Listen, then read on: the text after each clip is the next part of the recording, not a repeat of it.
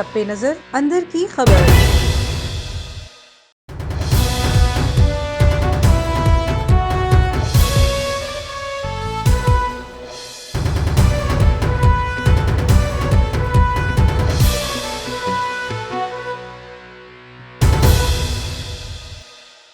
बिस्मिल्लाहिर्रहमानिर्रहीम, अस्सलामुअलैकुम। A1 TV के साथ मैं हूं अफर रशीद।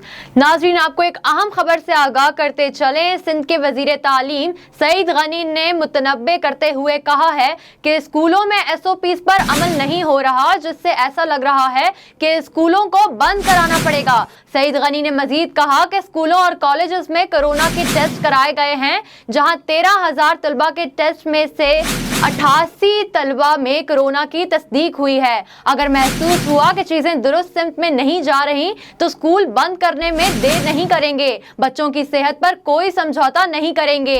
इनका मजीद कहना था कि आज भी स्कूलों का दौरा किया तो बच्चों ने मास्क भी नहीं पहने हुए थे। सरकारी स्कूलों में भी SOPs की खिलाफ वर्जियां हो रही हैं। कॉलेजेस में SOPs की खिलाफ वर्जियां ज्यादा नजर आई। NCOC और वजीर आला से मौजूदा सूरत हाल पर बात करूंगा। नाजरीन, आपको एक बार फिर अपडेट करते चलें। सिंध के वजीर तालीम सईद गनी ने मुतनब्बे करते हुए कहा है कि स्कूलों में SOPs पर अमल नहीं हो रहा, जिससे ऐसा लग रहा है कि स्कूलों को बंद कराना पड़ेगा।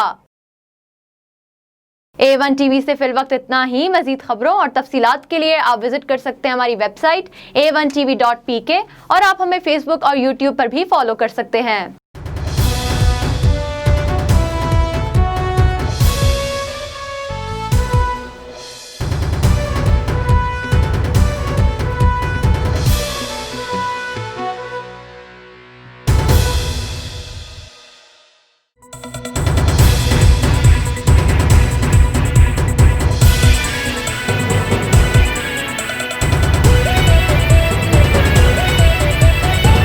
A1 टीवी, सब पे नजर अंदर की खबर।